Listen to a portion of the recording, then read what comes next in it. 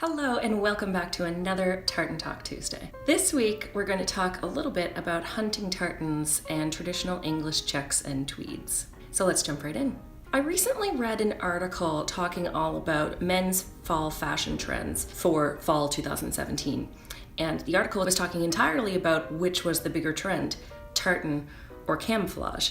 The entire article compared all of these different designers and the collections they just showed and how a lot of them had tartan or camouflage.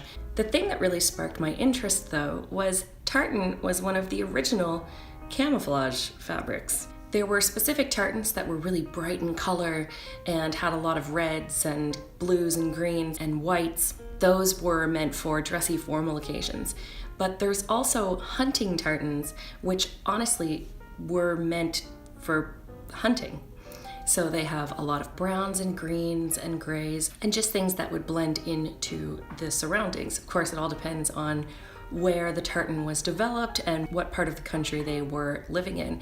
But interestingly enough, the same thing happened with a lot of the tweeds and checks, particularly in the English and Scottish estate houses when they had big hunting sessions with all of the men from surrounding areas. A lot of their checks and tweeds would have colors based off of the surroundings that they're going to be in.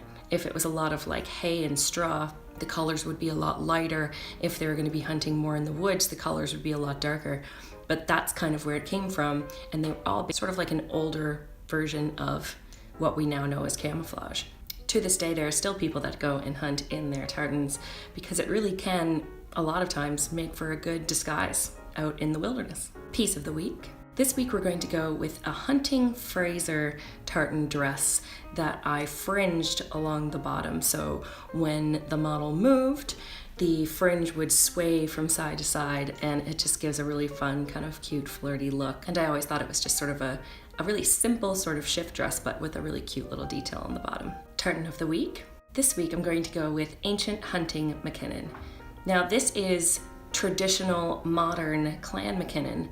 So you can see the vast difference between the two tartans. And there is also the modern hunting McKinnon, which is a much darker version. But ancient hunting McKinnon has these beautiful greens and browns, and it's just sort of a little bit brighter of a tartan. So tartan of the week this week is Ancient Hunting McKinnon. Thank you so much for tuning in. Don't forget to like, comment, share, and subscribe. And I will see you next week for another Tartan Talk Tuesday. Cheers.